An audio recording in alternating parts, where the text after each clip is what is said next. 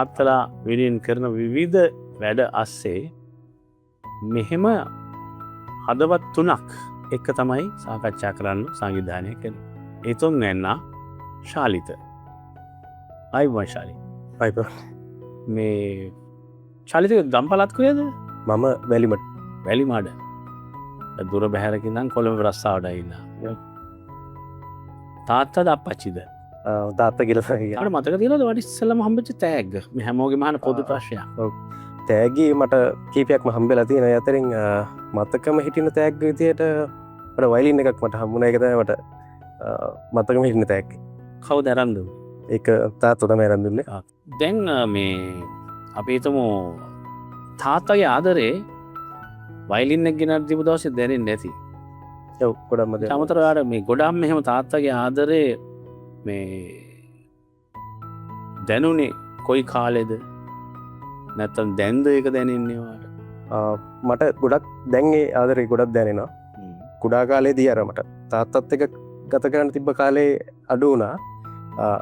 දැන් මට කියන්නේ තාත්තා ඒ දවස්වල කියලා දීපු දේවල් අවවාද ඔක්කොම දැන් මගේ මේ වයසත් එක්ක මට ඒක තේරෙනවා. තාත්තා ඒ දවස්වල කියපු දේවල් දැන් ඒ ආభాසයන් දැන් මට තේරෙනවා. තාත්තා ආදරය කරනවා වාට දැනෙලා තියෙනවා. වාට තාත්තා අම්මලා නම් ටිකක් තුරුළු කරන් එහෙම කරනවනේ. තාත්තා එහෙම කරලා තියෙනවා.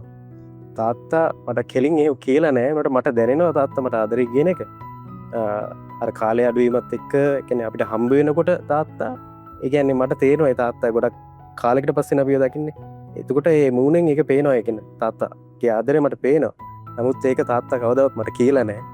මට ඒක දැනෙලා තියෙනවා. තාත්තට ඔයාට කියන්නේ ඔයාට තාත්තවත් තාත්තා ඔයාටවත් එහෙම වචන වලින් ආදරේ කියලා නෑ ජීවිතේදී. නෑ. ඇත්තම මං තාත්තට ආදරේ කියලා කියලා නෑ. අද කියමු.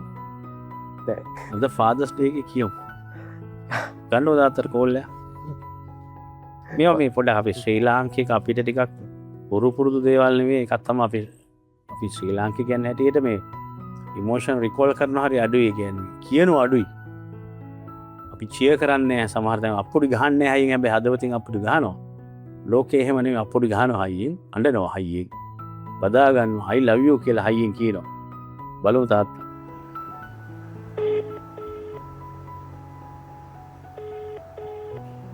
මොකද කරන්නේ? මම මේ කතා කර දත්තේ මේ මම ඔයාට ආදරේ කියන්නේ. එහෙමද? ඉතින් හැමදාම ආදරේ කියන්නේ ඈ?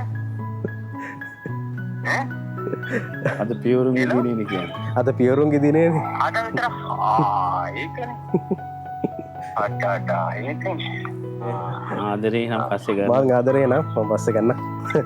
හරි එහෙනම් වැඩක් කරන්න. එහෙනම් සුබ දවසක් වෙනවා මම කියන්නම්. හරි විසාරයි. මේ තමයි